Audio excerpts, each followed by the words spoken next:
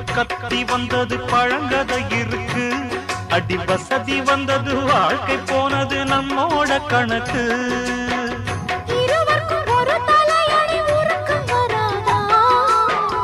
இருக்கட்டும் இவனுக்கும் அந்த நினைப்பு வராதா